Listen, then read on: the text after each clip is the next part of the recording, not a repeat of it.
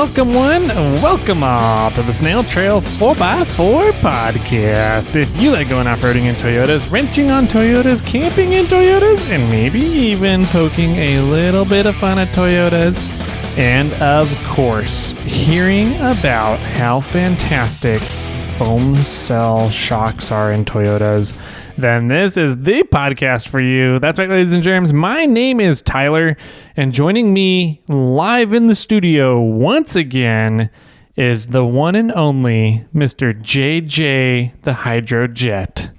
JJ, how are you? I'm doing good, buddy. Life is going well. No complaints whatsoever. How are you? I'm doing pretty good. I'm hanging in there. You trying to figure out how life is right now? Is that what's going on over there? Yes, sir. I'm trying to figure out life at the moment. As always, I'm just always trying to figure out. I don't know how it's going. I don't know if anybody does. Nobody does. Okay, it's you just kind of make everything up as you go, and if somebody tells you differently, they are 100% lying or true. Yes, that's up to you to decide. Kind of like whether or not the other podcast exists. Yeah, or if Nick is telling the truth or not. Yeah. What really happened to Mary Jane out on Poison Spider Mesa? No one may ever know. Right. Yeah, fun episode today. Monday episode. Welcome, everybody. Episode 300. Yeah. 300. That's like crazy. 10 episode 30s. You think Whaling Wine and Whiskey is sad that we're not doing something with them this time? I don't know. I don't know if they really like us very much anymore. No. They've... I don't know. They left our subscription platforms. I know. Technically, did you renew yours? With them? Yeah. No. However, we're still patrons on Patreon at this current time. Oh, gotcha. So. Okay, so we are still signed up on their Patreon, but they left ours. Mm-hmm. So we're back to the good old days, the way it used to be. Yeah. Back when we'd give them money, but they're not giving us anything. Yeah. It's okay. They give us alcohol every once in a while. So that's true. I'll live for that for a while. Moral support? I don't know if they support us quite like a jockstrap, but they're around that region. So Chris is a good cuddler. Chris is a big teddy bear. Yeah. He can be an angry teddy bear at times too. So be careful of that, especially whenever he goes to Costco. Yeah, when it's fun. Oh geez. Yeah, man. Let's see. I was going to say speaking of them, made me think of Ultra 4, which made me think of Visor Down. Have you watched it yet? I have not. Okay. Well, you're going to have to watch it. I saw that you did. Okay. You're going to have to watch it. For me to watch it before we critique it? Yep. We're going to critique it on a Thursday episode for everybody. But I think everybody should go out and watch it. Before we critique it as well. I already read your Siskel and Ebert review. Hey man, Chris. I have Clint. Excuse me, Clint. Yeah. I have very strong opinions about stuff sometimes. So yeah. And I always watch it. Yeah, no, it's a really good. Well, we're not going to critique it now. Go watch it, everybody. Visor Down. What I didn't realize is that it's on YouTube. I thought that they had done it as like a production show that would show up on like one of the streaming apps somewhere. And it's not. It's on YouTube, which is, I guess, a streaming app. But if you have access to YouTube, which really just requires an internet connection, you can pull it up and watch it. And if you have a modern day phone and not a flip phone or something, you can even cast it to your TV. Yeah, okay. Go check out Visor Down by Yukon Media Group, I believe is what it's listed under. So really cool movie that we'll talk about in an upcoming episode here shortly. So go check that out. If you haven't found the other podcast yet, keep looking. That's all we're going to say. And we have a really cool item that we are giving away this month for the monthly giveaway. And it is with our interviewees today for the 300th episode, our new friends over Ironman 4x4.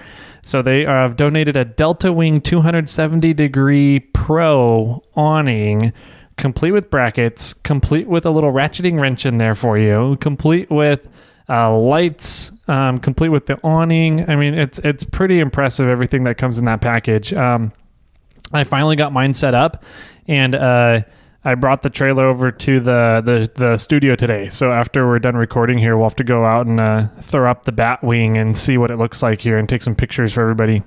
But I'm really impressed with the bat wing so far, that we're affectionately calling it. So yeah, we got that going out. $1,200 retail value, which is really cool of them to do for the listeners. So huge shout out to Ironman 4x4. And you guys are going to get to learn all about Ironman 4x4 here shortly once we turn on their microphones and bring them into the studio here. So yeah. If you want a chance to win the Batwing or Delta awning, Delta Wing? Yep, the Delta Wing. Delta Wing, Batwing. Go over to Irate 4x4 and sign up on our giveaway tier. And I think it's a $10 entry or $120 annual. And you can get a chance to win that item. And we do giveaways every month. So make sure to go check that out as well, and or pay attention. I noticed that you posted something in regards to the giveaway for the month. Have you been doing that on Irate? Every month you've been doing the post and what the giveaway item is? Yep, I like to tease it so that everybody who does not have access to the Snail Squad forum can see what we're doing for all the listeners out there and everybody paying attention to the show. That's very smart. I'm a smart cookie sometimes. Sometimes I get lucky. Sometimes my plans work out. A lot of times they don't really work out, though, and we get to talk about the mass destruction that happens. True that. Yes. So cool, man. Go check out Ironman 4x4. They do have their sale still going on, the Memorial Day sale for 25% off site-wide, which is pretty freaking phenomenal. I still need to go on there and check and see if there's anything I need for the trailer setup. But go check that out. Ironman4x4america.com is where you can find all that info at. And coming up, speaking of paying attention that you mentioned earlier, we have Tool Month coming up. Yes, we do. And so everybody is going to want to pay attention to the show. You want to stay current during the month of June, because we're going to have pretty much something you can win every single week of June, every single full week of June. So that's going to start June 6th and go for the 4 weeks of June there. So we'll be kicking it off with a really fun one that we're going to have quite a few winners on that one. And then the next one will be another really cool winner, and then another, I think, 2 winners, and then I think 3 winners, something like that. So we kind of make it up as we go, and it's going to be a really fun month. That's the show motto, one of them. But it's going to be a really fun month. Make sure you guys pay attention during the month of June, because we'll be giving the instructions for each week's giveaway on the podcast on that Monday episode for that week. So make sure you're paying attention. We'll be announcing winners. There's going to be a lot going on, and it may be a little interesting to keep track of. We'll see how that goes. So yeah, definitely will be. Yeah. In regards to Tool Month also, though, there are a few special events kind of going on randomly or simultaneously. Is that the right word? Gear Wrench Corey was telling us about how our good friends over at CST, California Service Tools, are doing some sort of discounts, or you can have opportunities to get additional Gear Wrench or Crescent tools at their locations on specific days. So the Sacramento location's on June 7th and the Dublin location's on June 8th. And they're doing things like buy a 90-tooth ratchet set and get at any Gear Wrench product equivalent price for free. That's pretty crazy. Yeah, and then they have a few different BOGOs, buy one get one frees, and some other items on there for Crescent and Gear Wrench. So yeah, I mean, I just think that it's like, I don't know what it is, like around $150 to $200 value for a 90 tooth ratcheting set, or a wrench set. So you can get something for approximately $200 for free. I could use another socket set. Right? I mean, how many different things out there that are right? a $200 value that Gear Wrench has that are, they'll match the price and you can choose whatever it is you want. So I think that's so rad. That's pretty freaking cool, yeah. I'll say those dates again. Sacramento's on June 7th on the California Service Tools, and Dublin location, California Service Tools, on the 8th. Was there a Livermore location as well, or did they? There is a Livermore location. I'm not quite sure those details yet. We'll need to confirm with Gear Wrench Corey, but there is it's not a California Service Tool. It's another location, but there's something else going on. It's Livermore or somewhere else. Yeah, I don't remember. Yeah, I want to say it was Sacramento, Dublin, and Livermore, but we'll get more information and report to you guys on that. So for now, the confirmed ones are Sacramento, June 7th at California Service Tools, which is right down the block, actually, from the Morflate warehouse in the recording studio here. And then the one over in Dublin, California Service Tools. So definitely check those out. Supposedly there's going to be some other fun things going on that for that time period as well while they're there. And I know a really cool graphic design artist that's working on a flyer that may or may not be done soon and get posted somewhere. Yep, maybe. Okay.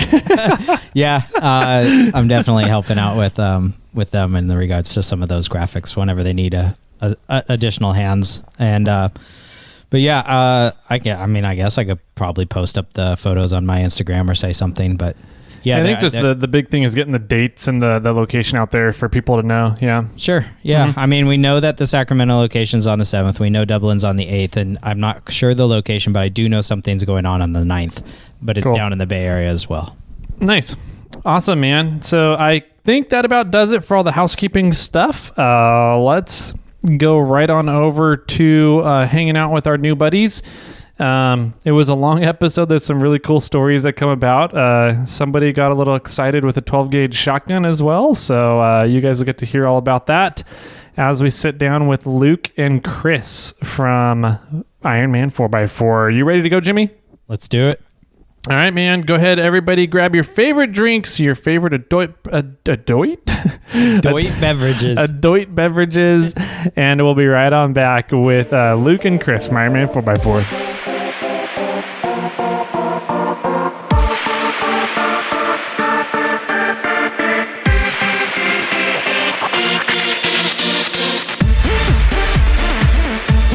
Oh, welcome back, ladies and gentle ladies. Everybody out there, this is episode 300. And we thought, we've done some other fun things with friends in the past on, episode 100, 200, some of the big milestone ones. And we made some new friends here, Jimmy. We did. Absolutely. Especially, I like one of them's one of their little car collections. Yeah. So we'll talk about. Yeah, well, we're going to jump into that for sure. Yeah. So we have here live on the line for our 300th episode. Welcome, Luke and Chris from Iron Man 4x4. So, Luke, go ahead and say hi so everybody knows what you sound like. Hey guys, my name is Luke, and I'm not an Australian. Not to be confused. Chris, say hi to everybody out there. Hi, everybody. I'm Chris. Nice meeting you guys. Nice. Thanks for having us on. Very cool. Yeah, absolutely. Thanks for coming on, guys. Hold on, time out. Luke, you're not an Australian? I'm not. I'm a resident fake Aussie. What are you, I'm Kiwi? No, I'm English. Oh. Yeah. Got it. British, okay. Or from the UK, whatever you want to say. You're like the pre-original Aussie, then, is what you are. What you're trying to say is the better version. Yeah. He's not a criminal. You're not a criminal. You're not the criminalized one. Yeah. Correct. I got a funny story to tell about Ready. the way of Let's do his it. accent. So back when we first started this thing, we had some good old boy call up the show from Alabama or somewhere, or not call up the show. He called our business, And Luke, you were talking with him for a bit, and he's just like... At the time, I was answering customer phone calls. We were all taking turns answering customer service calls because we were so small at the time. And finally, Luke, I think you had to hand it off to either myself or Wagner. I think it was Wagner, perhaps. But no, he hung up on me. Oh, he did? Actually, yeah. or because he called back at some point, I thought, and he's like, "You got to tell that boy there to speak American English. I can't understand a dang thing he's saying." It was so good. Absolutely true. He was trying to figure out where I was from and could not understand me for as well as English I could possibly try and talk. He couldn't understand me. There's a reason why the language is called English and not American. I hold no offense to him at all. Real English. That's funny. In all fairness, we couldn't really understand him either. So Yeah. It was mutual. I had a couple phone calls like that today. I was like, man, I can barely understand you. Where are you from? Nice. So very cool. So Luke and Chris, what do you guys do for Ironman 4x4? Let's start with Luke there. We'll start left to right on our screen. So Sure. So I'm the CEO of the business here in North America. And I've been since day one, really, in terms of getting this iteration of the business launched in North America. Nice. Very cool. Did you come over essentially from Ironman 4x4 Australia, or? No, I've been in the US for I think 5 years or so. I moved over here back in 2015 with a footwear company that I worked for. So I was part of an outdoor footwear business, and I'd worked with them for 10 plus years in Europe. I was in sales role, in product role, kind of an amalgamation of the two there, and there was an opportunity to move to North America, and it's something that I always wanted to do. I love the outdoors, and the UK is just to kind of put it into perspective. The UK is the same size as Oregon, and then you look at North America, and it's so vast, and the geography is so diverse. It's like just a dream. So being able to have that mix of being able to collaborate, to have work, and then that opportunity to go and adventure in such an amazing location, it was a bit of a no-brainer for me. So hopped over here and been here since. Yeah, I think a lot of consumers, a lot of people just in general in the United States kind of takes for granted the recreational opportunities we get here in this country with like you said, the super diverse landscape and geography of different opportunities out there. And just exactly what you said, how expansive it is. We were talking a little bit about that before hitting the big red button here about kind of comparison of driving from, did you say, from Portland, Oregon to Flagstaff, Arizona? Yeah, correct. Was equivalent to what?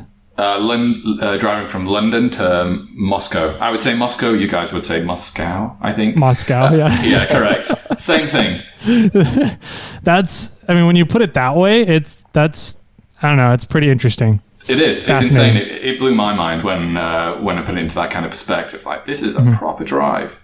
And again, going, even here in Oregon, we live in the valley near downtown Portland, and even going from within a 3-hour drive, you go from this valley up into through the forests into the mountains and then into high desert, just within a 3-hour drive, which is phenomenal.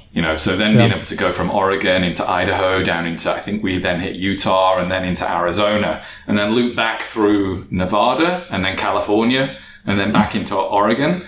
Wow. Was awesome.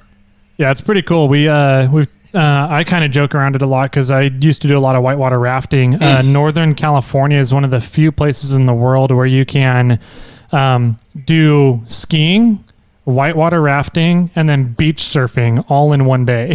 Yeah, correct. Yeah, it's a pretty neat. It is. Excuse me. It is. Yeah. So cool. Chris, what do you do for Ironman 4x4? How are you mixed into this picture here? Oh, man. Kind of whatever the day requires. No, my official title is VP of Content. So I manage basically every bit of content that come through the business and create that content. So, assist with obviously product photography, everything on our YouTube channel, which is, all kinds of product videos, how-to, tips and tricks, installs, even, product page copy, helping with instructions, kind of everything. Content is everything. So that's my main role. But, I've got a long outdoor 4x4 background. So it's just kind of something I live and breathe. So gotcha. It's fun. How did you get into the 4x4 space here? Started when I was a little kid, to be perfectly honest. My dad had an interesting job growing up. He's a paleobotanist, and because of his job, we traveled a lot. I was actually originally born in Southwest Texas, kind of out in the desert by Big Bend in a little town called Alpine. My dad was out there doing a fossil dig. But funny, 2 weeks prior, they were up in Vancouver, BC. He was up on a project, so I was almost born Canadian. Wow.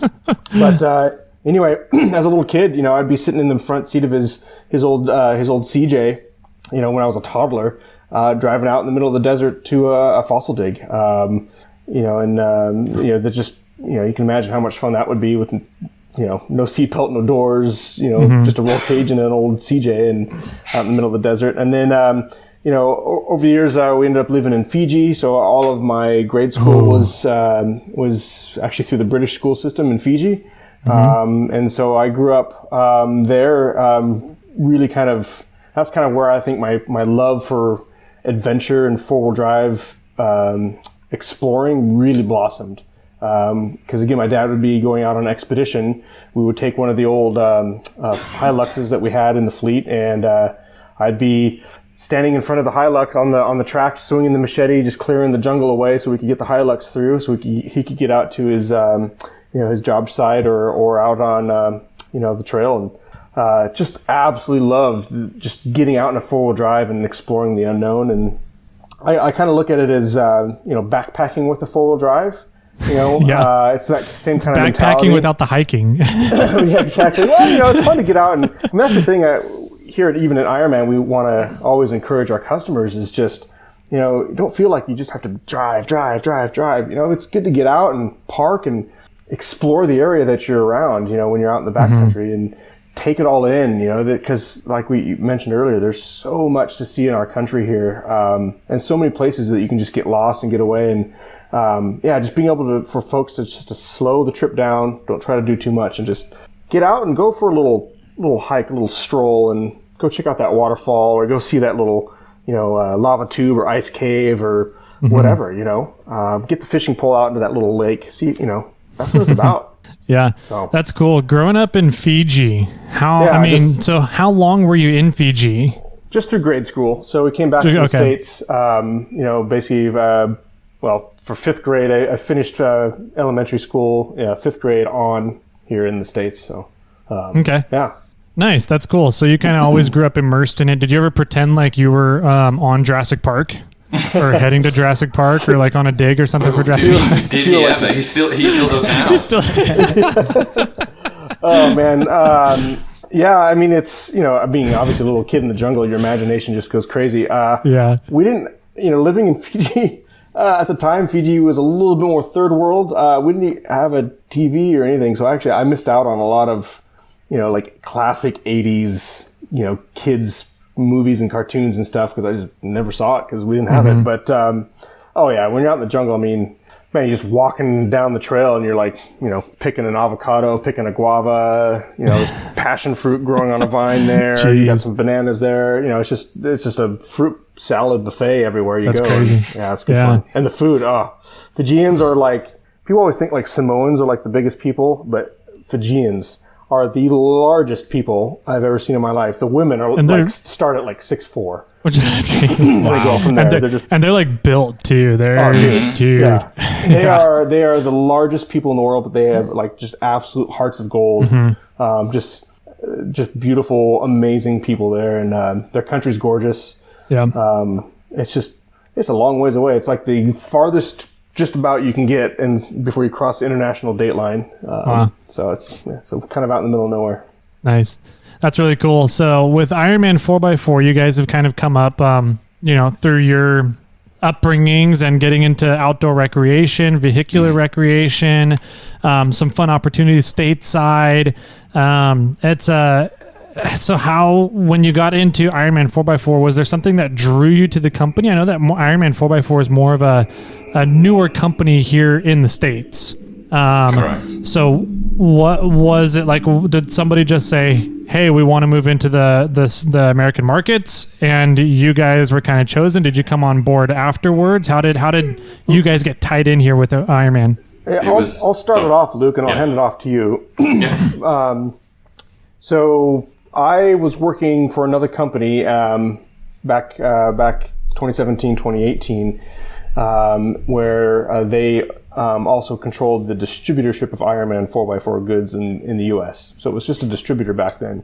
And, we were selling the product, selling the brand, and just kind of the company never really did a whole lot with it. Ironman's actually been selling in the States for probably, what do you think, Luke, about 10 years, 12 years now?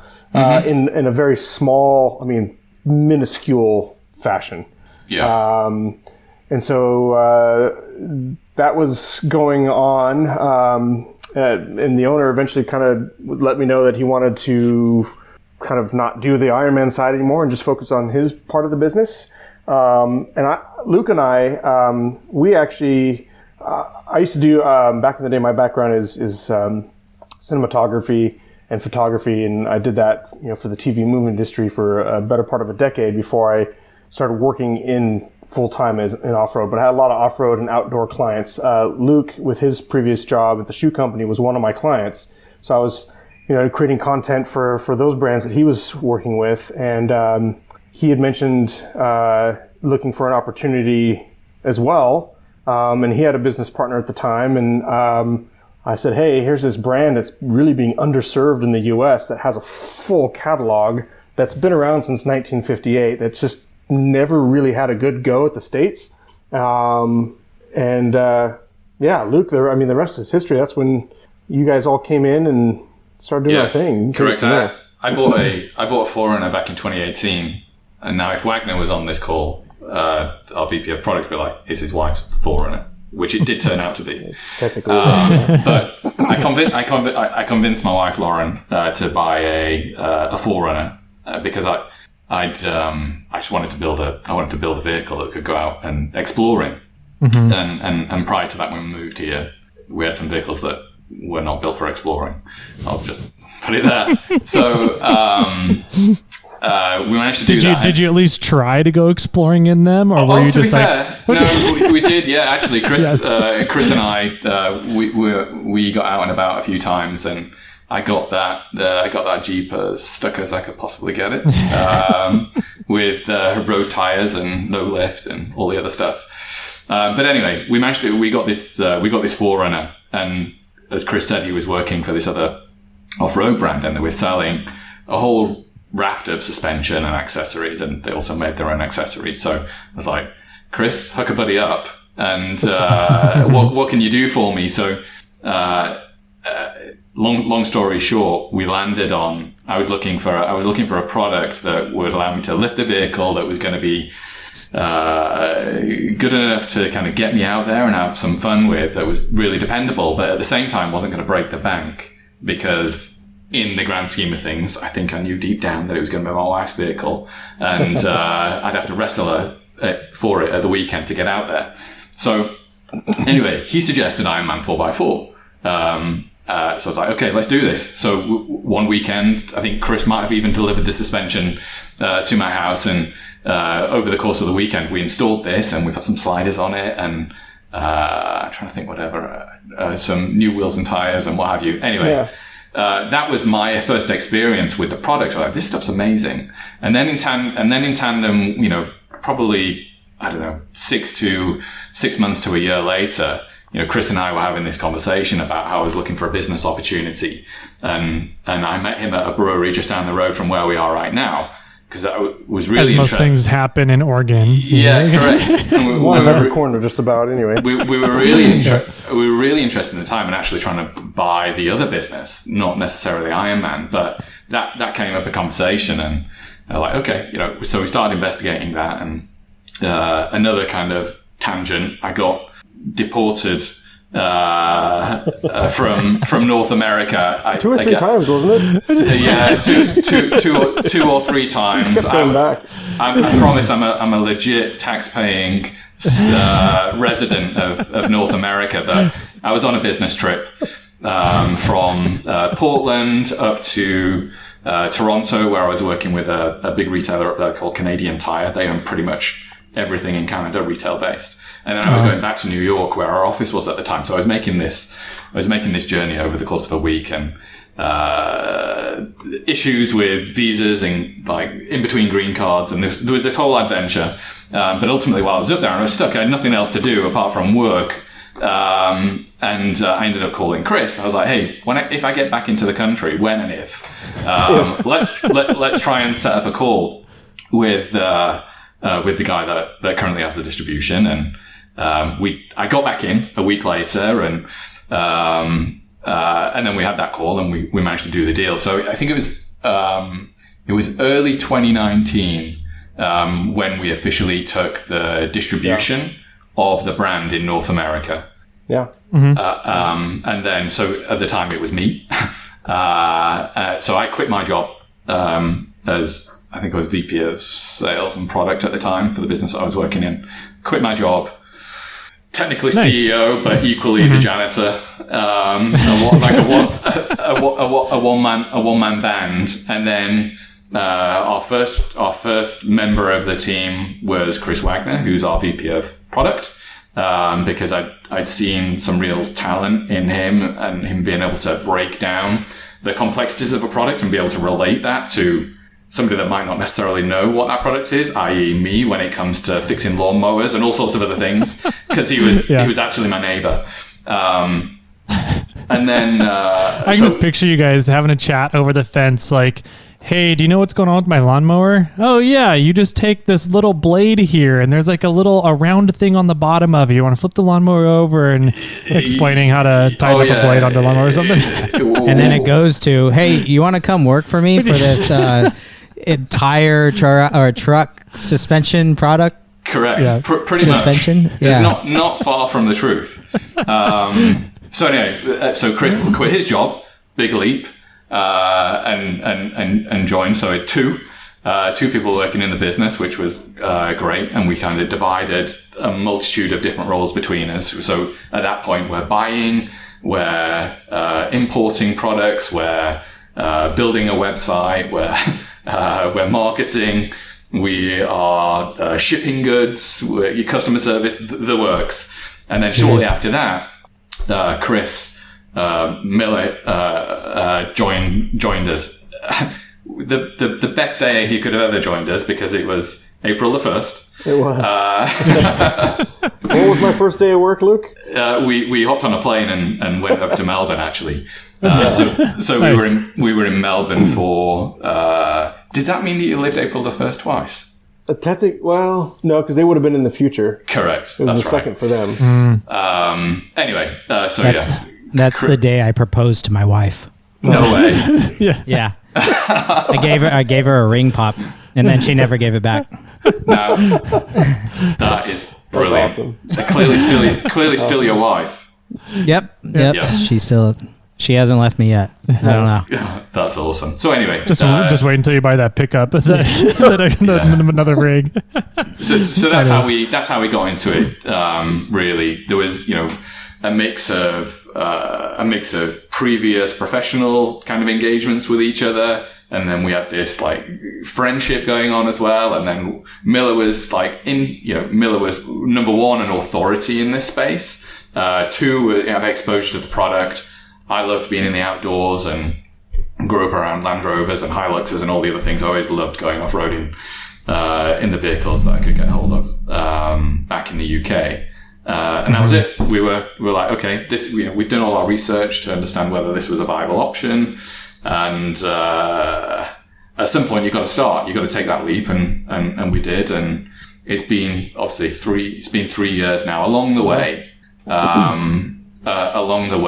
as we've grown the brand, we've actually become a part of Ironman 4x4 International because, as you know, it's an Australian brand that's been going for 60 plus years now. I think 63 years, and it was founded with suspension, and then over the course of the last 60 years has been designing and developing, obviously still to this day, suspension, and particularly for Toyota and Nissan, which are the manufacturers that we're most closely aligned with.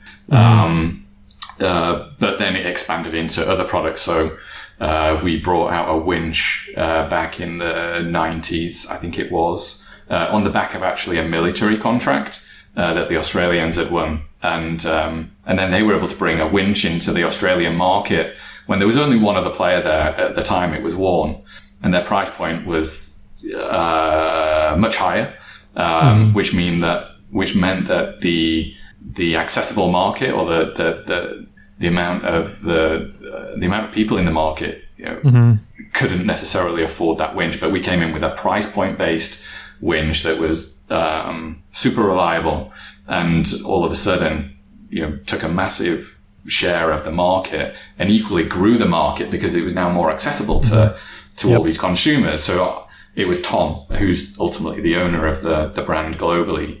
He was like, okay, now we've got this significant line of suspension for Toyota and Nissan and a whole host of other vehicles.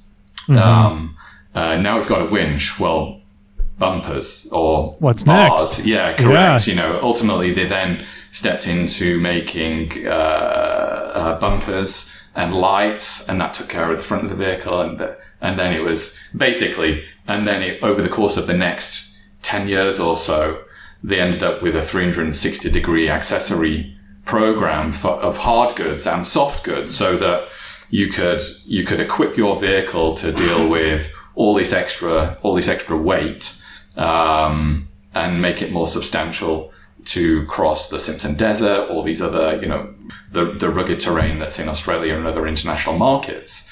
But then when you're there, you can have comfort and convenience of awnings, and I think rooftop tents were a thing back in the day, even then, in Australia and South Africa, and all these other goods that you see from us today. And they've just continually evolved over the course of the last 20 years or so, to the range that we've got today.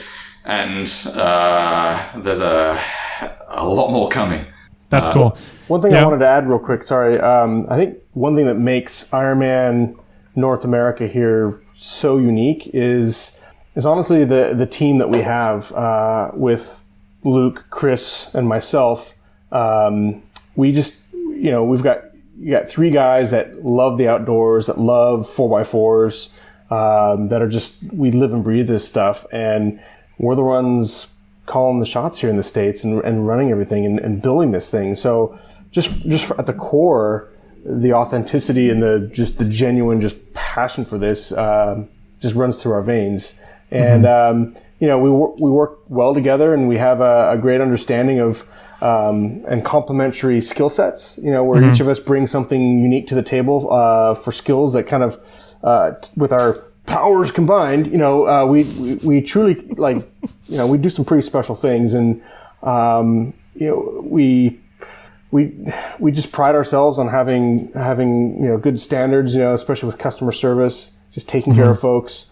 And, it's just really that genuine authenticity of living and breathing this thing. I think is just what makes us such a good, powerful, and reliable, trustworthy source for folks. Yeah, one of the things that, I'm not going to lie, Jimmy and I were really, I don't want to say taken aback, but like when we, because we got introduced to Greg through Cody over at the Trail Chasers, right? Correct. And so Cody was like, Ironman 4x4 is really trying to make a big push into the American markets. And Jimmy and I kind of looked at each other. We're like, there's already a bunch of suspension places. Like, how can we help another suspension company get into a kind of already, I don't want to say diluted market. But Well, and to some extent, our vehicles are another level of off-roading, right? Yeah. We're very much into like rock crawling and having massive axles and coilovers and big suspension, massive tires. And so we're like, they make some cute suspension for some of those little trucks out there, which I have one. I won't lie. And then, and I don't want to steal words out of your mouth, Tyler, but I think then we looked at your website and we're like, oh my gosh, they have so much stuff. They are way more than just an IFS suspension company, which is what kind of our original thought about it was. Yeah. And it blew us away once we really started diving into everything that you guys have and the product lineup that you have available for a lot of different applications. Like you said, you guys have this literally a 360-degree view of what you can do to a vehicle for off-road exploration. And once we saw that, we were like, okay, that's pretty freaking cool. Yeah, we can definitely work together. I mean, it's the Australians, for them, four-wheel drive is effectively a way of life, right? I mean, that's just how they get from point A to point B a lot. And, our suspension is pretty unique in the marketplace. Not because we're rocket scientists or anything, but we put together a program that just kind of checks the boxes. It's very much like a Toyota, right? So it's a Toyota. You can hop in the dang thing, turn the key, and she'll just run for 500,000 miles, right? Just dead nuts reliable. It won't be the prettiest thing on the block. It won't be covered in jewelry and whatever, but it'll just work. And that's really kind of our mantra with something so important like suspension. And actually, our Foam Cell Pro suspension that is kind of our line that we really kind of tout and push and then are excited about. It actually started back in the early to mid 2000s from a contract that Australia got to support the U.S. Army JSOC, which is a Joint Special Operations Command. Okay. Our U.S. Army deploys, Hiluxes, Land Cruisers, and Ford Rangers all around the world, right? And so they want to build these things out. They want to up armor them. They want to make them just dead nuts reliable.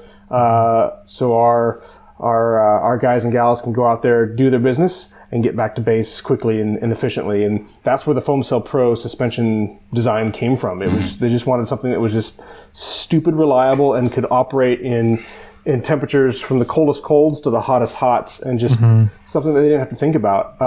In fact, here in my office, I have I don't know if I can reach it with my headphones on, but I have a Foam Cell Pro shock. We did a fun video a while back where, we just showed kind of like some testing that we did. And one of the scenes was we shot at this stuff with double out buck from a 12 gauge at very close range. I think it was about 15, 20 yards, and it just took it. And the shock is sitting in my office. It's still fully functional, not a leak of oil. I mean, it's just bulletproof, just very robust, overbuilt, simple stuff. But again, when you have, like your wife's 4Runner, that is your weekend getaway vehicle to get out in the backcountry and go play, but yet you still have to drive it to work on Monday.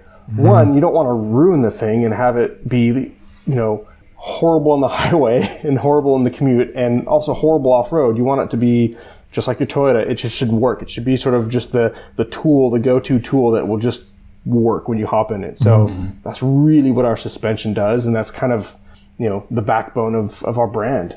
Yeah, can you describe the foam cell technology in the shocks and how that all works? Yeah. Do you mind if I grab a prop? It's just sure. Give me one moment. All right. Now, before you go too far, this is primarily going to be it's an audio-based podcast, so you're going to have to describe what you're showing. All right.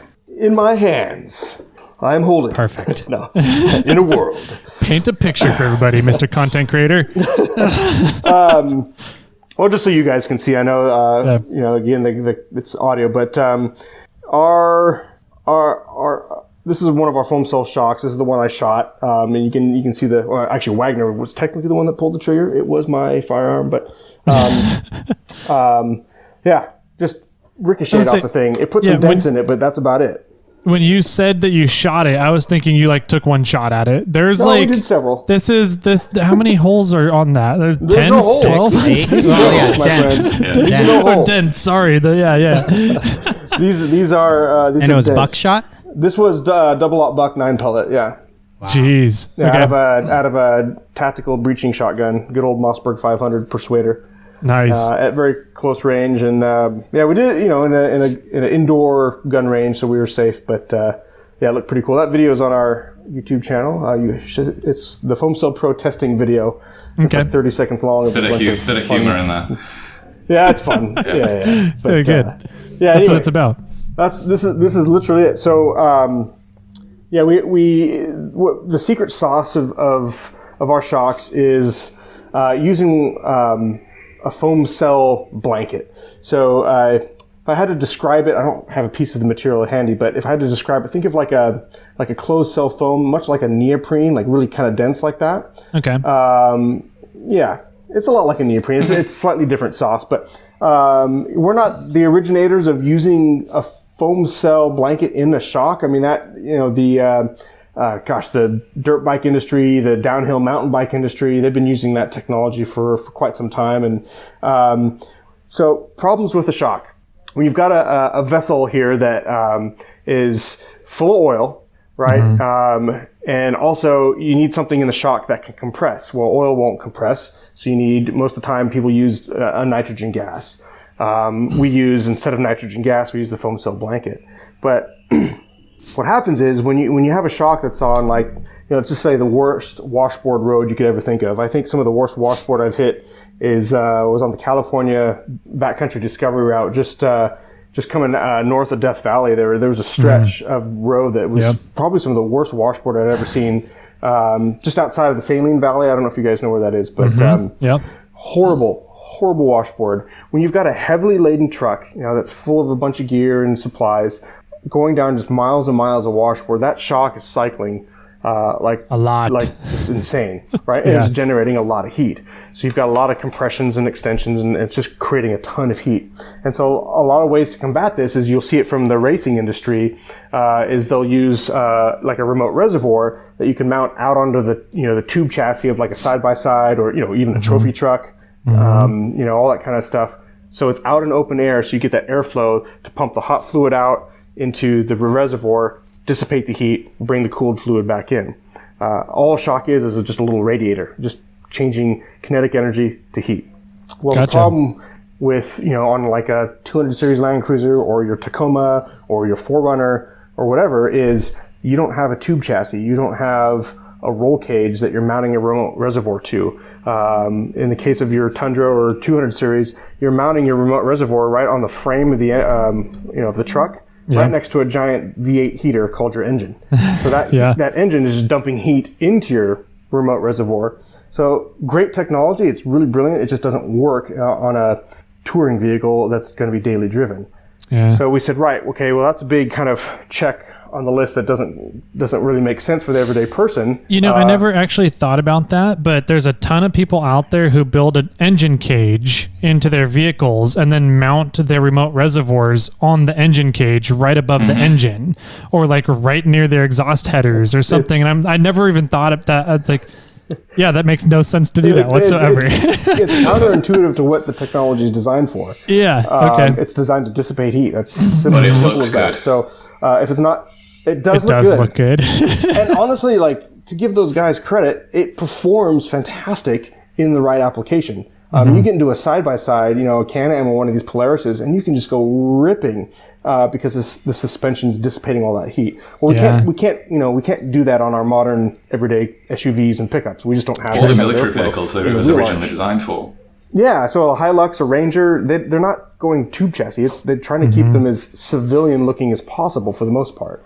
So the other problem was, you've got a pressurized vessel with, depending on the brand and the type of shock, several hundred PSI, 150, 200 PSI of nitrogen gas in here as well.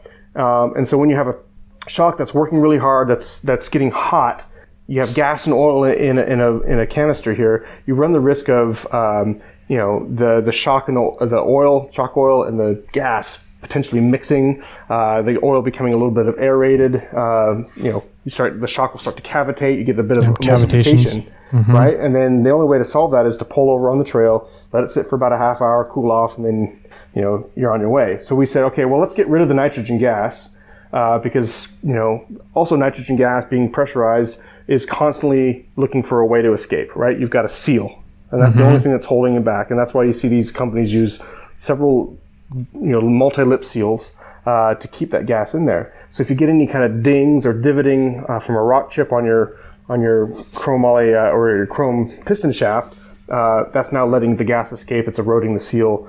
And when you have a nitrogen gas shock that leaks, it usually evacuates pretty much all at once. It's kind of a catastrophic failure. So nitrogen gas, no bueno for the Army. AKA a pipe bomb. Yeah. Well, it won't, but the shock will just collapse, and that's the end of it.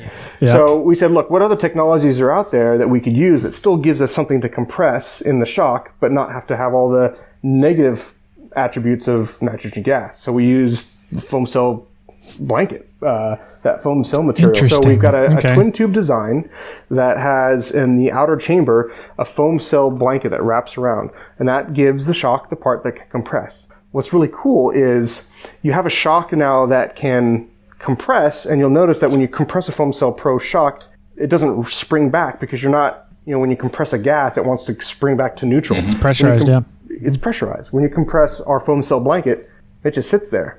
And people are like, well, that's kind of weird. But what it actually is it's instead of your shock acting like a spring, when you compress it and it rebounds back, instead of your shock being a spring, we're like, why don't we just let the springs be the springs on the truck and let the shock be the damper? Because that's truly what a shock absorber is supposed to be doing. So what's nice is we're able to really, really, really tune the compression and rebound valving of the shock. And not have to sacrifice valve tuning to counter the rebound effect of compressing a nitrogen gas shock. It's just not there. It doesn't exist. So you get a fantastic compliant ride. We increased the diameter to it's just about a 3-inch diameter shock that can fit in most vehicles. So you just have a massive amount of surface area in a shock. It's twin tube. It's also 1/8-inch wall thickness. It's just beef. It's pure beef. So these things can be bashed against rocks. They can be, just abused and used shot hard. by shotguns. If you're feeling ambitious, you can shoot it with your 12 gauge. It'll just take a lot of abuse that you throw at it. But the ride quality, the vehicle still maintains a nice composed, stable platform on the highway and off highway on trail. It's just brilliant. You get a shock that just will not overheat. I mean, it's designed to just never overheat. Yet it's in a very cost-effective, simple bolt-in design that requires no other fiddly nonsense. It just works. It just does what it says on the box. It's not fancy. It's not bolt-on jewelry, but it just works, just like your Toyota. That's how it should be. Yeah, so no real big packaging issues too, because you don't have an extra remote reservoir. You got to figure out where to route hoses, hydraulic hosing, stuff like that. That's really cool. Yeah, and again, it's not knocking that other technology. It's just sort of what's the right tool for the job. Yeah. What makes sense for somebody that that has a 4Runner. You just don't have airflow in the wheel arch. He's just for everybody out there. He's showing literally a little Hot Wheels car. Is it 60 now? Another Land Cruiser. You get what I'm saying. It just makes sense for like the family vehicle. That's also your daily driver. Because in all honesty, we daily drive our trucks too. So. You talked about how you can really fine tune the rebound and compression on those through the foam cell. So does that, and the fact that when it collapses, it's more or less stays collapsed. So do you have to match it with springs? Yeah, so that's the other half of the equation, right? You want to make sure that your spring choice, the shock's designed to work within certain parameters. Really, a spring's job is to support the weight of the truck. It's to hold up all the junk in the trunk. So that's a good way of putting it. Literally, right? So if let's say you've got a spring that's rated for a certain amount of weight, and if you've got that spring rate dialed to the amount of weight that it's supporting, you're going to be what I like to call in the butter zone of the spring, where it just feels fantastic. You're not overly collapsing the spring, and you're not at the outer ends of the spring where it's just, maxed out and your ride is super harsh, but you're not bottoming out either. You're kind of in that butter zone in the middle. When you're in that butter zone, the shock isn't having to trying to compensate for the spring being overworked. So the shock and the spring are working in harmony. When you've got a spring that's, let's say you're oversprung and you're just, too stiff of a spring rate and not enough weight. You either need to eat more pie or change your spring rate out. But then, so what's happening is your shock's now working harder and the piston is not in the sweet spot of the stroke. So, you have an imbalance. So getting your springs dialed for the weight range that they're meant to be in, is so important. So many people will want to lift a truck, but they never put any weight on it. But the problem is when you lift a truck, you're going to a taller spring, and also you're most likely increasing the spring rate. That's just kind of the inherent, nature of that. And so you're going to have a slight imbalance unless you add just a bit of weight. So be it leaf springs or coil springs, we've got or torsion bars. True, we've got multiple options depending on the weight of the vehicle, and equally, even within the shocks, it doesn't matter if it's our nitro gas shock or if it's the Foam Cell Pro. We valve them specifically to every vehicle. So it's not a one size fits all with valving. It is, again, with the engineering that we do back in Melbourne and the collaboration between North America and again, Australia. Every suspension kit that we put to market is developed from the ground up for that vehicle. Interesting. Okay. Our first product we ever came out with were leaf springs for the old 40 series trucks. And so 45. Yeah, good old 45 pickup. So he's holding another Hot Wheels, everybody. That's a 45 pickup. Just FYI. A plethora of props. But the cool thing with us being an Australian brand, Australia, Toyota with Nissan right behind, that is the most popular four-wheel drive brands that they have. And so we have suspension for pretty much every flavor of Toyota four-wheel drive that exists, with exception of the old Iron Pigs, the 50 series. Every 50 series that landed in Australia, I think, just about instantly rusted. But other than that, we've got suspension for it. I mean, the Bandera, every flavor of Land Cruiser you can imagine. Obviously, all the Hiluxes. And what's really exciting is people are importing these. What's rare to us here in the States, these nice four-wheel drives that Toyota made back in the day. We can import these things with the 25-year rule. And we've got support for those things. The 105 series is coming up here for eligibility for importation. So that's exciting. That's an awesome Land Cruiser to own. And we've got suspension for it. So, yeah. So jumping into the, continuing on with the foam cell a little bit, you guys were talking about how, you have there's a lighter spring rate, a medium spring rate, and a heavy spring rate. And so you tune the foam cells for each of those spring rates. So if somebody orders a heavy duty, like I'm throwing a bed rack on, I'm going to throw bumpers on, I'm putting skid plates on, I'm putting all this weight on my vehicle, I want the heavy duty springs. And then you go, okay, well, we have the correct foam cell, set up for that heavy duty. Yeah, different we do valving, different valving options: comfort, performance, and then professional. Now, it's not necessarily the case here. It's a market that we're getting into, but the contractor market, where you've got heavy vehicles, and again in Australia and other markets. The pickup is an everyday vehicle, but they're loading it up with all of their construction gear, the lumber and the tools and what have you. So they need to be able to deal with that weight. And then at the weekend, all the tools come out, all the camping gear goes in, and off they go. So there's these different valving options as well, depending on the weight of the vehicle. Is the valving adjustable on the consumer side? No, it's not adjustable. And again, we're trying to just keep the cost down and keep it simple. Having adjustable on the fly is is a nice thing, but having owned some of that myself and a lot of people that have owned that technology, it's kind of a pain to adjust them because you're reaching in your wheel arch and you're like, oh, you know, it's just one more thing.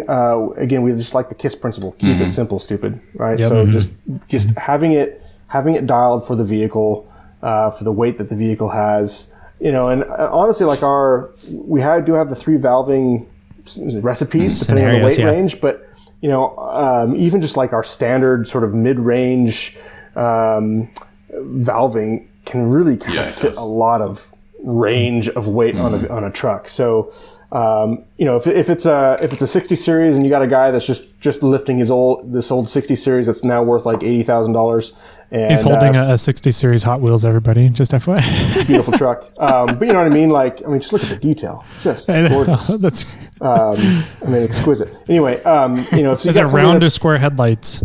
This is the round. The round ones, okay. Yeah, cool. It truly is a 60. Yeah. But you know, if you got a guy that's just wanting to put a lift on here, you know, comfort springs, comfort valving shocks, and he's great. But if you got a fully built expedition vehicle, you know, that's got just a lot of weight in the back, you're going to want to go obviously heavier duty springs in the back, and you know, depending on how the truck feels, if it's stable and it's composed, then you're probably fine with the medium valving shocks, or maybe our firm valving shocks might do the trick. Just trying to keep that balance and keep the pitching from happening on the truck. But then, you know, take your 10 off and then you got a regular standard pickup that, you know, you can use every day for the house. So you just want to try to get that recipe as dialed as possible for the consumer. You know, and we got a ton of options, which is nice. We can really get, it's almost overwhelming, but. So, I want to hit that a little bit because from talking with some different people with Ironman 4x4, we've learned that you guys have a lot of stuff already set up in the Australian markets. How much are you taking those setups from the Australian markets and then making small tweaks, small modifications to them for the American markets that people do differently here? No, that's a good question. A fair bit. I mean, the nice thing about Toyota is Toyota does share, you know, a lot of technology across their global offering. So, you know, a 4Runner, for an example, a 5th gen 4Runner is a Prado 150 Land Cruiser, you know, everywhere else in the world, just with essentially a Lexus GX 460 body. So here in North America, we get a 5th gen 4Runner and we get a Lexus GX 460 that are all effectively the same truck underneath. They're just plopping a different body on it. So thankfully, that sauce recipe, it doesn't have to get tweaked too much. It's more of just when you get like, you know, a lot of the domestic specific vehicles, you know, Jeep, for example, and we're expanding our domestic offering. We've got Dodge Ram now supported for the DS and the DT generation of trucks, working on Ford and Chevy as well. You know, we want to make it vehicle specific valving because every vehicle is truly unique, unless it's something that's literally the same thing that they're just changing on the assembly line, which body sits on it. And thankfully a Land Cruiser is a Land Cruiser just about everywhere in the world. So, you don't have to do it. Equally for Land Cruiser, the new Land Cruiser 300 series, which obviously has been in the Middle East Asian markets for probably around about 6 months now. There's a huge amount of synergy between that and the new Tundra and the new Sequoia and the new LX 600, all these other vehicles that we're getting in the North American market. So we purchased those vehicles. So in Australia, we've got 300 series, which has been completely pulled apart, 3D scanned, like the works. And lucky for us here in North America, there is that overlap. So already we've got a head start on the Tundra and the Sequoia and the LX 600. But equally, we buy those vehicles here, and we do all the scanning and the development. So there's this constant collaboration on a pretty much a 24-hour basis between our US office and Australian office to bring these products to market. Because historically, we would have to, you know, buy a vehicle and put it in a container, ship it over to Australia for them to do the work. And that is very time consuming and very expensive. It's a real pain in the butt. So now between the development here, how we've grown as a business over the course of the last 3 years and become truly a part of the brand. We're no longer a distributor. We are truly a subsidiary of brand. There's so much more collaboration, and that speed to market is really important for us. A lot more efficient. Yeah, massively. Yeah. It has to be. Because the second these trucks hit the ground, people just want to modify them. That's what we do here. So people want a unique truck. And so, speed to market's it's crucial. But, we also don't want to rush to market where and make it wrong. We want to do it properly. But bumpers are a good example of where we take a bit more time, because being an Australian brand, look, the Australian government requires that we crash safety test all of our bumpers, and all of our armor, to be honest. And so, which is the nice thing about that is we make the safest bumper out there. I mean, our bumpers are crash safety tested, full frontal, and not side, but it's like a 3/4 side, and then also SRS airbag compliant. We try to make sure that we work with Toyota Safety Sense and whatever flavor of the day safety systems are on the trucks, but that takes time to go through those testing and certifications. And so often with bumpers, we're just a little behind the curve, but you get a better I wonder product. how many aftermarket bumpers here in the States are crash tested. This many. Zero. I would imagine very few. All holding up a zero. Right. It's hard because it's a very time consuming and it's a very expensive process. And there's also standards. So for us to maintain that certification level, we have to ensure that each and every bumper that comes off the line is exact. Is it your quality control? Is that a rule in Australia for all aftermarket products? Pretty much. It's just sort of one of their government regulations. They're pretty strict over what you can and can't do. We also work with OEMs as well internationally. So we work with GM down in South America. We work with some South Korean car manufacturers where we do design, develop for the manufacturer. So we've got to go to that level of detail, be it for them or for the consumer in Australia and these other international markets where the rules are really significant. So it's great for us here in North America, because by default we just end up with a killer product. And again, all the R&D that goes into it at the beginning comes down to, from our perspective, how easy it is to install, how easy it is to install, really by anybody. If you've got some basic tools in a garage, you can pretty much fit all of our products. It's not a complete reconstruction of your vehicle. So it's take off, bolt on, and you're off to the races. Yeah. And that's how we organize a lot of our install videos too, is we do it with basic hand tools and try to speak at a level where, like, look, you don't need to have all this fancy tools, or a lift or whatever. You can do this in your own garage or in your driveway. You just follow our steps, and make it happen. And if something you don't want to do, we can install it for you, which is nice. I was really impressed with the Delta Wing awning that we got. You included the tools in it. Yeah. Like it has a ratcheting wrench, a box end ratcheting wrench in there. Yeah. I was like, what? This is awesome. Yeah. Again, we're trying to give you everything in the box that we possibly can, to get the equipment on your vehicle. So it's the product fits right. We try and give you the tools where possible. We're giving you the installation asset so that you can watch that YouTube video before you go to install it, and you can do your prep work. And not have to call us when you're like wrapped up in the canvas trying to put this on the vehicle. We just try and make it as easy as possible, and we see that equally, from the content that you guys provide at Snail Trail 4x4. You equally have got the similar mindset of equipping and inspiring your audience. There's a huge amount of synergy there on what we're trying to deliver to the market and the customer.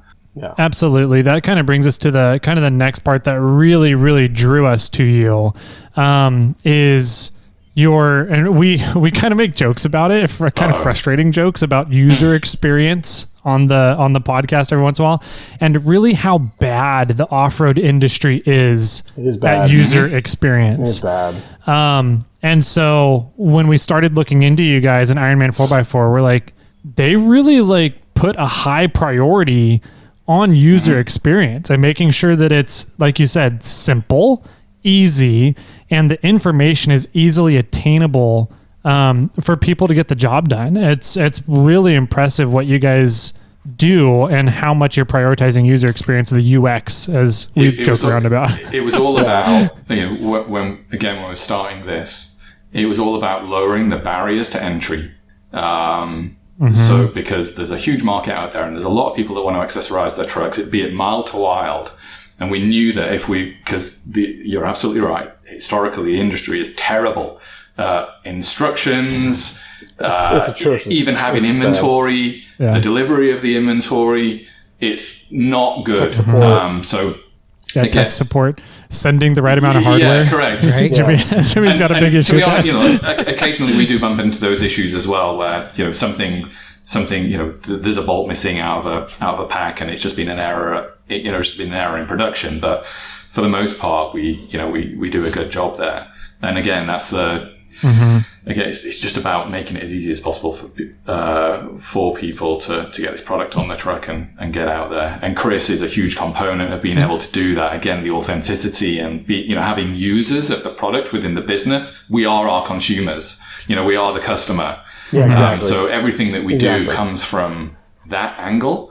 It's like, right, okay, well, if we're getting this, how would we want it? And equally, always listening to the customer to see how we can improve as well. And we try and make those changes as quickly as we can. Yeah, if I get my hands on a product and it's frustrating to experience the product, I want to be able to. We want to learn from that, and we want to, like Luke said, we are users of this stuff. So, how can we message the usability, the install, everything about a product in a way that makes it, again, easy to understand and so the customer has a great experience, because if they have a miserable experience, that's going to kind of be that nagging thorn in their side when they're out there and, on a trip and something is just fiddly and horrible. None of us want that. We want our customers just to get gas in the tank and get out there and get after it. And if our product can help that experience be improved and exceptional, then fantastic. And that's kind of our goal when we create content, is to how can we educate and inspire that customer to make that good decision on a purchase, so that it's a good experience for them out in the field. Yeah. Maybe a slightly personal question. How old are you guys? Because either I'm getting older, or just you guys don't look that old to me. So I'm just kind of curious. I know, right? You don't. I was born in 1979. Come on, make the math easy. We're talking about making things easy for people. Yeah, UX. Just tell us the answer. I'm 43. I'm 40 this year. I have turned 40 this year. Nice. You see, you're still the baby, Tyler. I still am the baby. I'm 41, so I'm right in between you guys. Yeah. Yeah, I don't know. I see a lot of companies out there, and there's some companies out there that are kind of run by kind of older curmudgeon guys that are very traditional in the off-road industry, and they're like, no, everything has to be fabricated in your garage and welded on and blah, blah, blah. And I'm like, no, these guys are like, I mean, you guys are doing some really cool stuff in terms of how you market things, how you're getting out on social media. You're picking different channels for marketing, advertising, where the consumers are actually hanging out. Just everything that you do encompasses that experience from the consumer side, and really experiencing you as a company rather than just being a customer of the company, which is what I think is a huge a gap in the off-road industry right now. So it's really neat to see. Yeah, and a huge advantage to you guys. Yeah. Exactly. Thank right. You. Well, it's not rocket surgery. I mean, thank you. Like you said, don't tell everybody. But I know, gosh, there goes our secret. It's just being genuine. I mean, this is just who we are. We want to be helpful. We want to, equip and inspire folks. I mean, one thing that's kind of fun, for our local customers here up in in Oregon is we put on these off-road workshops every month, where we have it's a small, intimate setting, and I basically blab for half an hour and take suck their lives away. But no, I sounds interesting. No, I have a good clinic. I put on a clinic where people can learn, just good, honest advice. I mean, the last one we did was, intro to 4x4 touring. How to get into this kind of thing. And this next one, we actually got one tomorrow that I'm putting on. It's called planning your vehicle build. And it's about nice. and it's about sharing this knowledge that we all have from, our years of poor decisions and bad mistakes that we've all done. Right. And we're just like, please, if you can take anything away, don't do what I did. That's the motto of this show. It's great. Yeah, it's perfect. But yeah, just providing, good knowledge. So we have an ongoing calendar every month of just fun events. We just hosted the Wyoming Backcountry Discovery Route documentary film premiere here back on May the 12th. We've got Rigs and Coffee here as well. We just want to try to we don't want to be just a brand. We want to be a reliable source of information, someone that's trustworthy, that's honest, and where people can go to get good, like truly good knowledge and be inspired. And, and then we happen to sell some fun products that can help your backcountry experience. But it's just that kind of continual education that we want to provide and share with folks. And you do all that at the building? Like the Rigs and Coffee and your lectures and everything's coming on down? Yeah, we have a store. Yeah. And you have an installation side of this too. Yeah. Is that still at the same building? Yeah. Yep. So we've got... That's cool. That's really cool. We've moved 3 times over the course of the last 3 years. So we were originally in a small place. And then we ended up moving to a town called Wilsonville, which is probably about 10 minutes from where we are right now.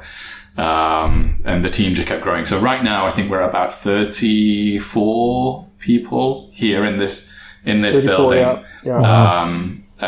So we've got a North American office here. We've got the retail store. We've got the workshop, and then we've got the distribution center. And again, obviously that's a key component, just like we were mentioning earlier, is having the inventory. So we really invest in making sure that we've got product here on the ground and then getting it out, obviously, across all the different states. Yeah. So we've got I think it's about 50,000 square foot facility here. And then we've equally got other pockets of inventory around the country as well, just so again, we can get it to our customers quickly and as cost effective as possible. Yeah. That's part of being it's part of that customer experience. I mean, nothing is more horrible than just the history of the 4-wheel drive industry of just eternal back orders. And it's not just because of, the last couple of years of COVID. It's always been that way where hey, there's a group buy, Bob's going to make, 10 bumpers. So let's all get our money in. And 3 months later, maybe he'll get around to making them for us. And it's like, I'm tying up, a lot of money and hopefully Bob will make the bumpers, and it's like, that's the off-road industry, and it's so horrible. Even a lot of big companies right now are just struggling with inventory issues, and that's just, again, it's being that we're consumers, and we honestly sat down at the very beginning, and we're just like, what are things that we don't like about the off-road industry? Like, what are things that are kind of annoying?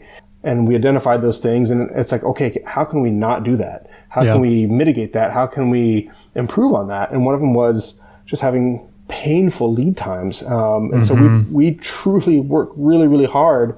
And it's not easy, but trying to forecast, especially this day and age with movement of goods around the world, but we try to forecast to have the product because people want it. People shouldn't have to wait months and months and months with their money tied up with a company. They should be able to get it and get it quickly and efficiently so they can get out and take vacation and have a good time. You guys were saying at the beginning, you guys were saying at the beginning of the call how I don't know whether I'm going to let the cat out of the bag here, with regards to your trip up to the Overland Expo Pacific Northwest. But, when you do that, if you've got the opportunity to head a little further up the road, we'd love to show you around. Yeah, absolutely. Yeah, that'd be cool. We'll definitely have to hit you guys up for that. Yeah, going back to back orders, I've never understood it. Now that, I kind of own my own business in the off-road industry as well, I tried so hard not to do back orders. And if we do, I always feel terrible about taking people's money when they know that, there's this big long lead time on an ETA on a product or something like that.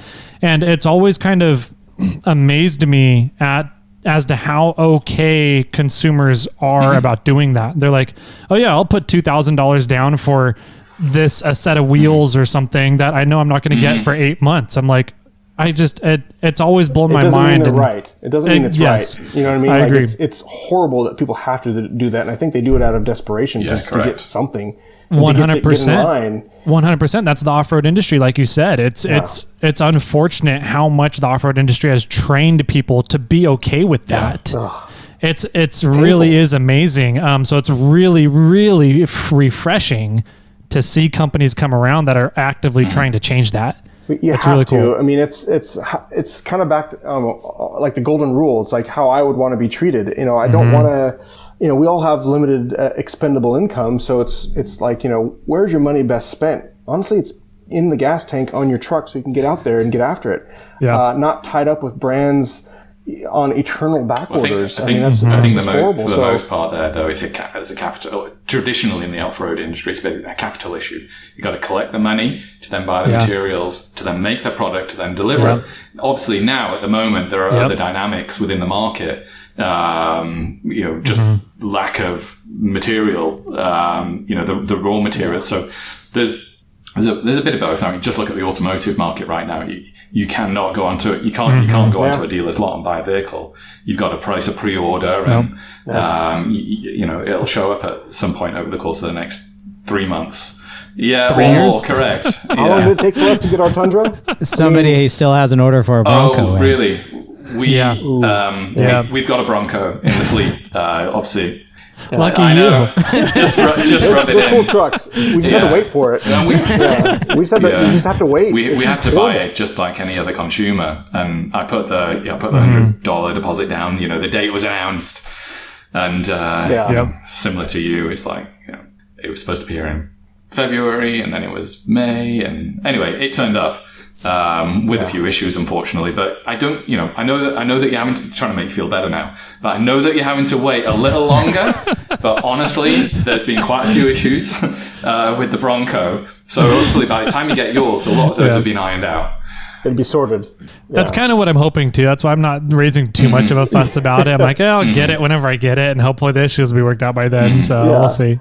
One of the other big things that we also wanted to make sure that we were good at, or at least better at than everybody else, was just general communication with our customers. Yeah, that's another big one in the off-road industry. It bugs Answering the me. dang phone, getting back to people, you know, on email or live chat. You know, I challenged our customer service team. I said, I will pay anybody $20 if they can get someone to lodge a complaint with us about communicating with them too much about their order. It won't happen. So email our customers, contact them, you know, reach out, and so just good communication, right, throughout the purchasing process. You know, if they have questions, if they're just inquiries on where's my order, yeah, no worries. Here's your tracking number, blah, blah, blah. And by the way, I ran it for you. Here's a screenshot of what, you know, FedEx is saying your ETA is. You know, just that good communication. That's so important. It's so lacking in our industry. And so, not being on hold for 45 minutes. Yeah. Well, I think if there's any Ironman 4x4 employees that work in the customer service side, email me, jimmy@snailtrail4x4.com, and I'll send a complaint in, and then you'll make $20. Then you can we strike that from the recording? Yeah, That's fine. we can edit that out. It's okay. We're just going to keep him on this podcast forever so that he can't deviate to his computer to send the email or read the email. There you go.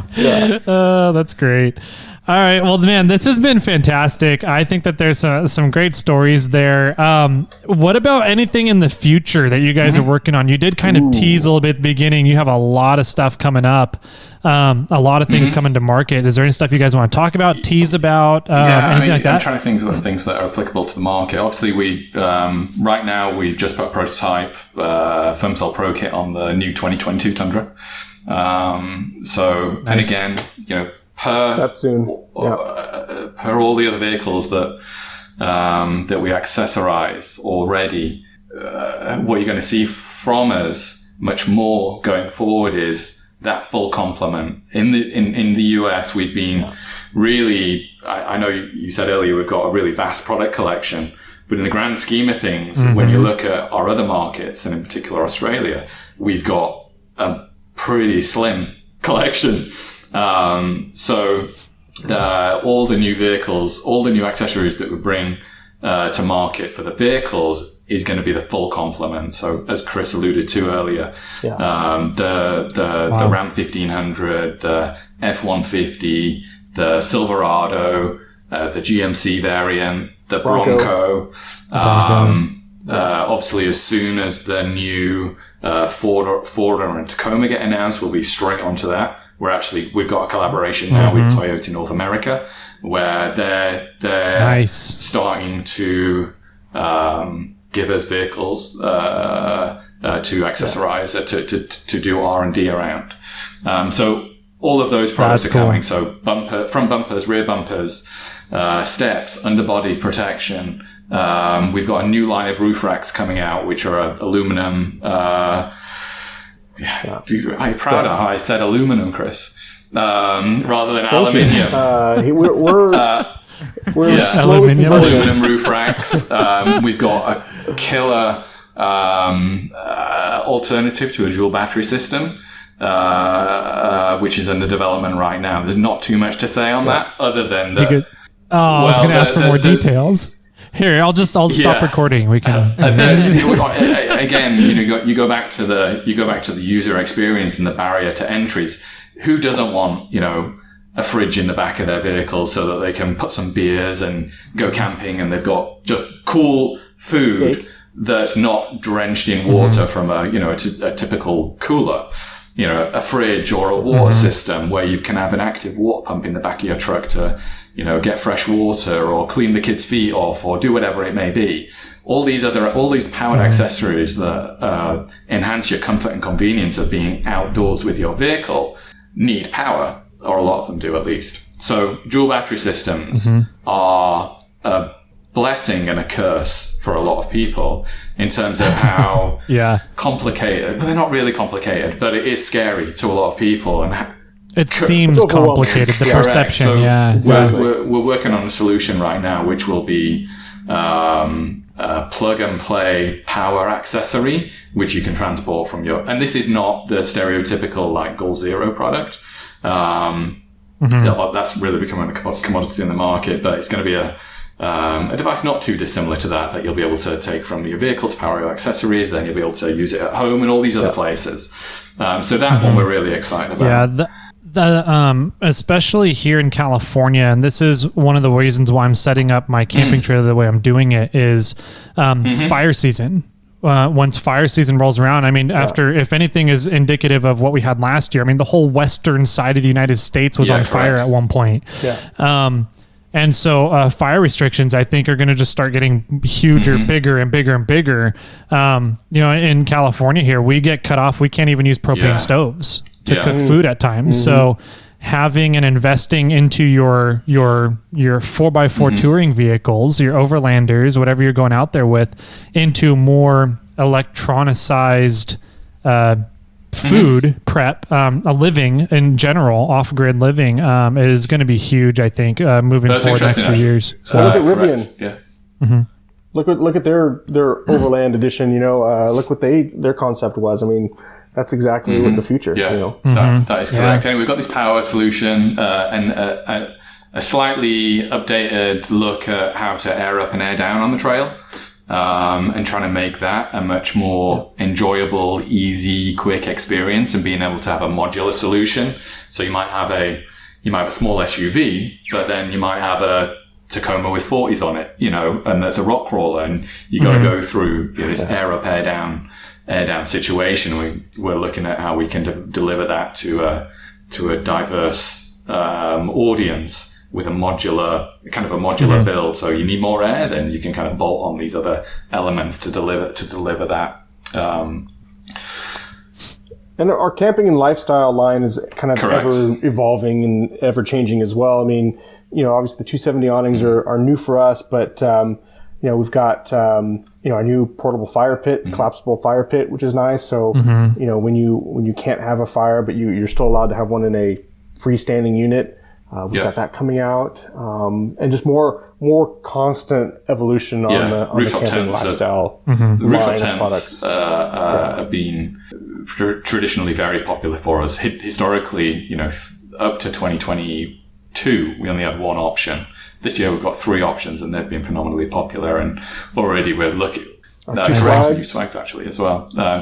We got new swags, so the swags are there's evolution, like Chris said, there's evolution going on all the time across all the different categories that we do, because we've got a category manager, product managers for every discipline that we have. So there's camping, there's armor, there's suspension, there's powered accessories, and there's a few other categories in now. Those product managers are going to be cursing me because I've forgotten. Storage is one, but that falls into camping. Anyway, so a whole host of accessories. Yeah, nice. That's cool. Yeah, it's going to be exciting to see and kind of watch you guys just at the momentum you guys are going at right now. How you're steamrolling in this off-road market in the United States is going to be really cool to watch over the next couple of years. Well, you won't be watching. Hopefully, we'll be a part of. Exactly. We'll do it together. Yes. Yeah, absolutely. That's cool. And as of right now, you guys have actually a discount going on. Yeah, correct. Obviously, in anticipation of Memorial Day, which is traditionally a very, it's kind of the start of the camping season, I think, for the masses. We appreciate that not everybody is what most people don't want to buy last minute and want to have their goods to fit to their vehicle or do whatever they want. So we've got a month-long promotion at the moment, which is 25% off site-wide. Yeah, literally site-wide. Free shipping. Obviously, all the warranties that come with our products are all in place. So 3 years on pretty much most things. That's on right now through the end of the month. Again, it's just about getting product out to the market. Yeah, that's awesome. I mean, a 25% off, and you guys have some phenomenal products out there. So it's, if people are looking and trying to figure out what to, if you need any sort of camping gear or suspension or bumpers or whatever for your vehicle, this is an excellent opportunity for somebody to pick something up. There is an asterisk on there. Some exclusions may apply. Wow. I did see that, but and I don't know what those are. But I would highly suggest people. It's really where we're phasing something out. It's really not even that. Again, taking customers' feedback on board. Yeah. There was an instance where a customer called out that we should be putting that on there. So we listened to him and we've put that on there from now on. But really, there are no exclusions. Nice. Yeah. Got it. Yeah. Okay. That's cool. That's even better. So go check them out because they've got some awesome product and pretty much everything's on a discount right now if you guys use the discount code. So get out for camping season, it's the time to get out there, and even with gas prices, just to get out there and, see our beautiful backcountry. There's so much to see. Yeah. I agree. Well, awesome, guys.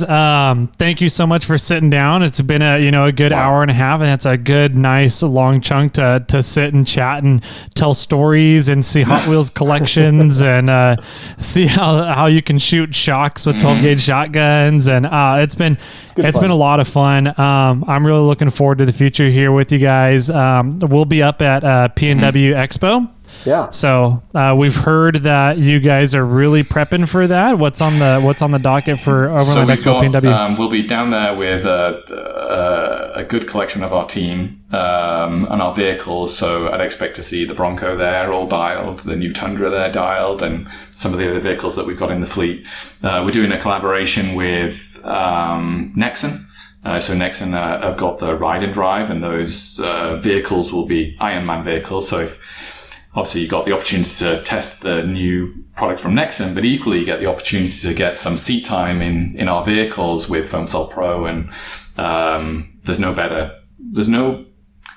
way to experience or to get a gauge for suspension than using it. So that's going to be good. What do we call it, Luke? The butt dyno, correct. The butt dyno test. And then obviously we're there to just have fun with everybody as well. So just be accessible correct. for Answer folks. Questions. We'll have a heap of product on display, so you can touch, feel, use it, just have a good time. Cool. Yeah, we'll be up there for sure. We're going to be hanging out at the booth for a little bit. I'll have my booth there as well, so we'll see how much I can get away for. But we're definitely going to be hanging out, saying hi, and hopefully, if people want to come on by, they can come out and say hi to you guys as well. So I have one more question. What would you say is your favorite Ironman 4x4 product? I know what Chris's is going to be. That's a good one. Can I type in the chat or something on what Chris is going? You can. There is a chat. Type it in. Let me see if you guessed right. I don't know. Favorite Ironman 4x4 product. Come on, Chris. No, dude, you can't look. You can't look. You can't look yet. No. I can't look. Okay. I'm gonna go with mine. Okay. Oh gosh, it is tough. Can I go like one hard good, one soft good? Okay, good. Thank Sure. you. Yeah. Well, Why not? my hard good would be the suspension. Ultimately, the experience that I had with suspension led us to this. It's an amazing adventure in itself. This is not an adventure outside for the most part. It's the business adventure. But the suspension continually amazes me, that opportunity to drive like 3 or 4 hours on the road and then all of a sudden go off take that dusty, rocky trail and just get out there is amazing. So that'd be my hard good. And then my soft good would be an awning, because that is such a versatile piece of equipment for not just for everything. It doesn't matter if myself and the wife and the kids are down at soccer, where it's either trashing it down with rain because we're in Oregon, or if it's a hot day out in the mountains or at the beach, or coast, because we don't really have beaches. But that is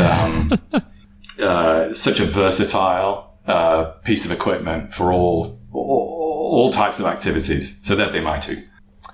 Okay. Those are good. Great. I mean, those are good. I totally agree with you, Luke. I mean, yeah, suspension's phenomenal. I'm always continually blown away on just what I can do with my truck with the suspension and the payload that I have. But the suspension is the foundation, right? I mean, it's everything. But I think the true pinnacle, the echelon, the piece de resistance of our product collection is going to be our bush toilet. And I have a product here. Oh my gosh. I have a product that's not ours, but it complements our bush toilet nicely. And I know you guys probably can't see out there in podcast land, but this is called the Pula Hoop.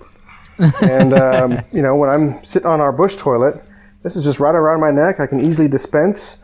And, it doesn't have to get down in the mess. And so for those that can't see it, it's more or less a necklace that holds the toilet paper roll. Lanyard, sir. Lanyard, excuse me.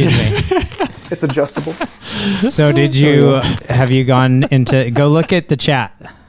Go look at the All right, let's see chat what Luke form. said. I bet you he read me like a book. I did. Oh, he did, of course. I knew it. Bush toilet.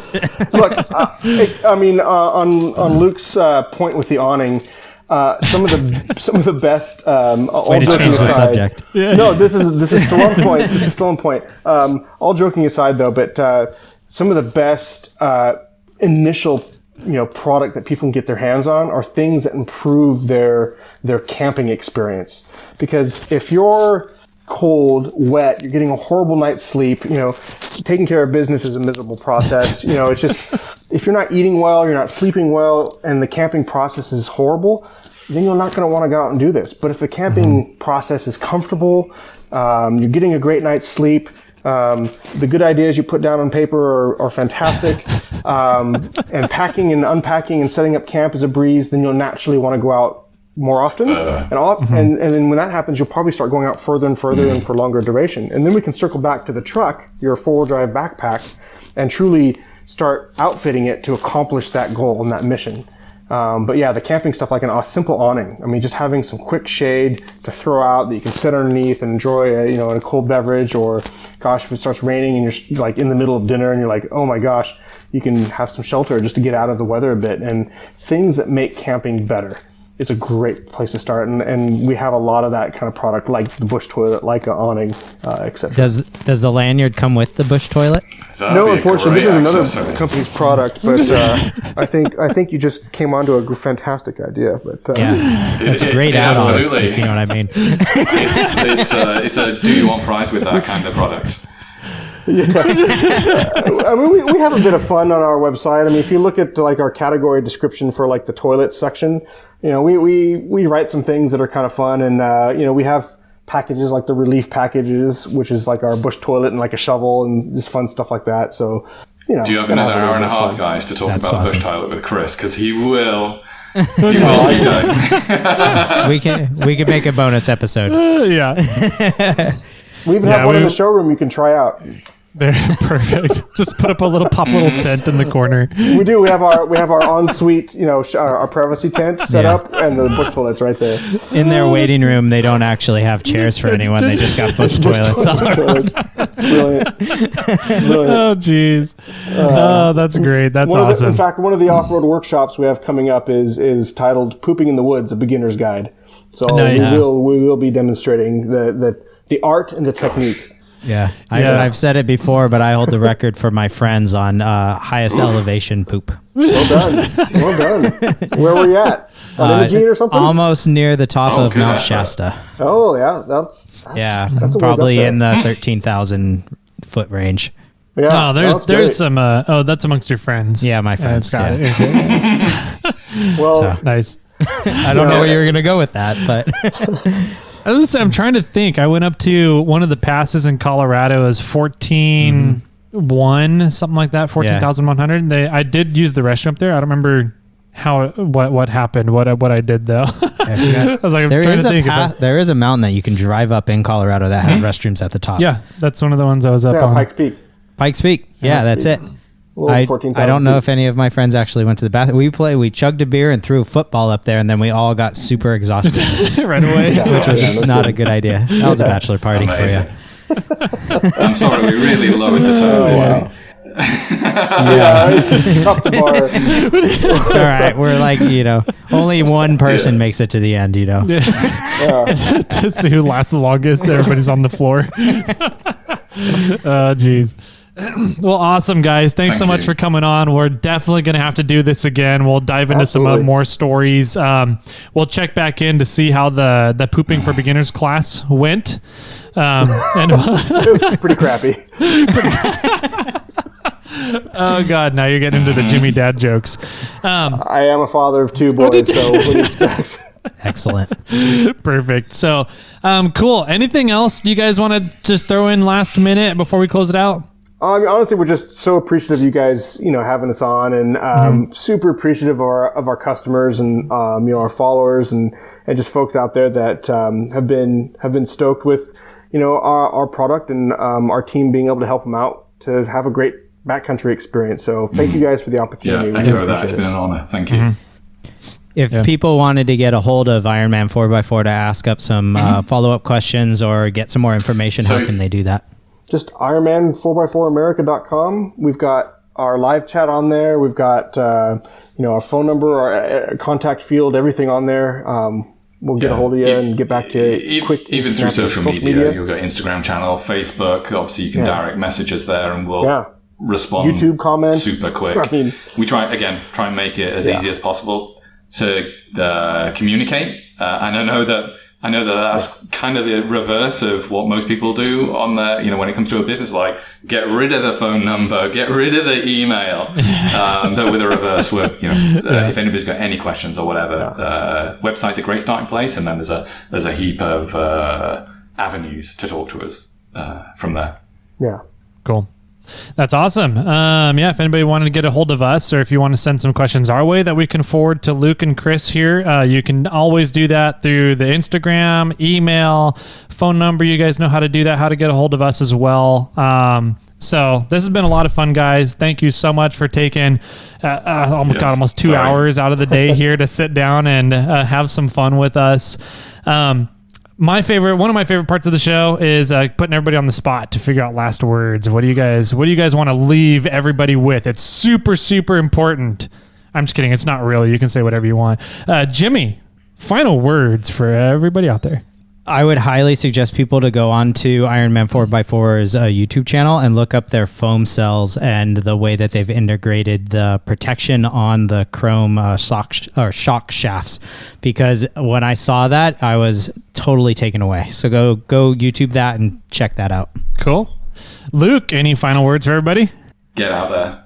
Get out there. We're big fans of that. Chris, final words. I mean, just, gosh, if you're out on a trip, just slow the trip down, right? Don't try to bite off more than you can chew. Just slow down, take the time to enjoy your camp spot where you're at, get out and explore, and don't just feel like you just have to like drive. Just slow it down and enjoy every little moment that you're out. Put gas in the tank, just get out there and get after it. Cool.